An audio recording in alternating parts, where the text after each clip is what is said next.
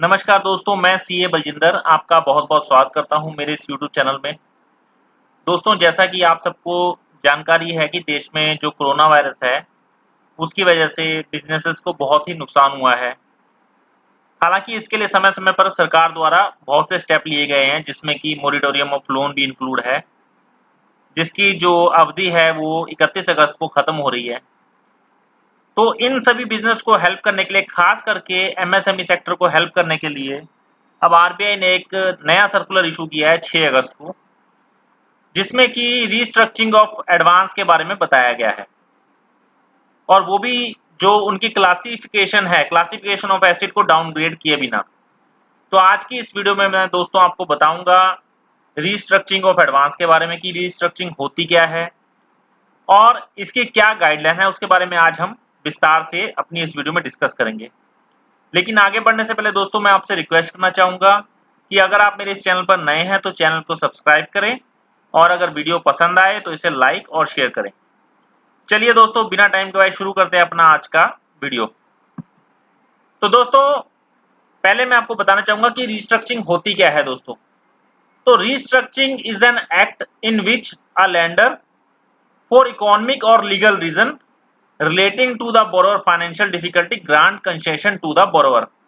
तो इसके अंदर एक जो है फाइनेंशियल डिफिकल्टी को दूर करने के लिए कंसेशन दिया जाता है और इसके अंदर नॉर्मली जो है मॉडिफिकेशन ऑफ टर्म जो है उसके अंदर अल्टरेशन किया जाता है, जिसके अंदर इंक्लूड होता है रीपेमेंट पीरियड को ज़्यादा किया जा सकता है, रीपेबल अमाउंट को चेंज किया जा सकता है, जो अमाउंट ऑफ इंस्टॉलमेंट है दोस्तों उसको बढ़ाया जा सकता है, इसमें रेट ऑफ इंटरेस्ट है उसको भी कम किया जा सकता है, roll over of credit facility ये भी किया जा सकता है, sanction of additional credit facility जो है वो भी दी जा सकती है, या enhancement of existing credit limit वो भी किया जा सकता है। तो ये जो मोड्स हैं वो बैंक द्वारा अपनाए जा सकते हैं रीस्ट्रक्चरिंग ऑफ लोन के लिए।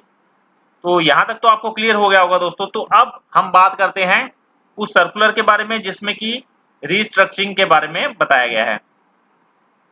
तो दोस्तों, इसमें क्लियरली बताया गया है कि existing loan to MSME classifies as standard may be restructured without downgrade in the asset classification.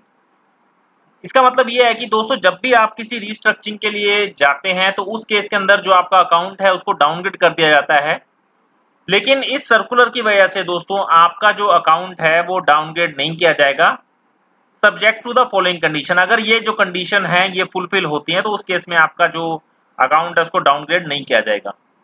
तो पहली कंडीशन क्या है दोस्तों, the aggregate exposure including non fund based facility of the bank and NBFC to the borrower does not exceed 25 crore as on March 1 2020।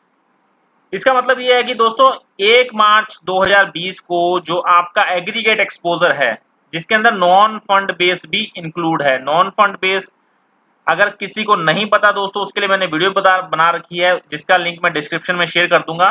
मैं आपको एक हल्का सा बता भी देता हूँ नॉन फंड बेस के बारे में। नॉन फंड बेस होता है मतलब कि जहां पर बैंक द्वारा फंड का आउटफ्लो ना हो, लाइक बैंक गारंटी दे दी या लेटर ऑफ क्रेडिट, ये नॉन फंड बेस्ड फैसिलिटी के टाइप्स हैं। तो जिसका एग्रीगेट एक्सपोजर जो है वो 25 करोड़ से कम है 1 मार्च 2020 को। दूसरी कंडीशन है दोस्तों, the borrower account was a standard asset as on March 1 2020। मतलब 1 मार्च को जो अकाउंट है बोरोअर का वो स्टैंडर्ड होना चाहिए। स्टैंडर्ड मतलब कि classified classified asset as NPA नहीं होना चाहिए। अगर आप 1 मार्च 2020 को एनपीए थे तो ये स्कीम आपके लिए एप्लीकेबल नहीं होगी।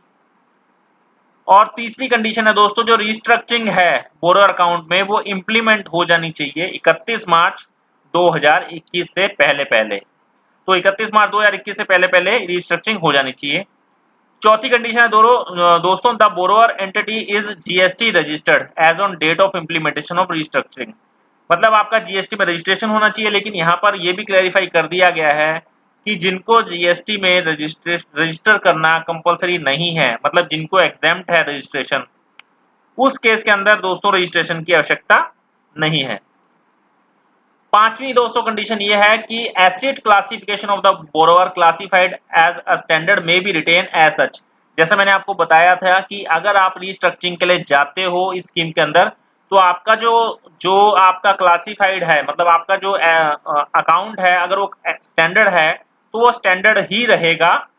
और बल्कि इसमें एक चीज और कही गई है कि अगर मान लो इनकेस आपका जो अकाउंट है 2 मार्च 2020 के बाद अगर वो एनपीए कैटेगरी में भी आ गया है, तो भी इम्प्लीमेंटेशन की डेट को उसको अपग्रेड करके स्टैंडर्ड किया जा सकता है, डेट ऑफ इम्प्लीमेंटेशन को, इस रीस्ट्रक्चरिंग प्लान के अंदर। तो दोस्तों एक बहुत ही अच्छा अपॉर्चुनिटी है, अगर आपका एनपीए हो गया है मार्च 2020 के बाद, तो आप इसमें आते हैं तो आपका दोबारा वो स्टैंडर्ड हो जाएगा। The asset classification benefit will be available only if restructuring is done as per the provision of this circular.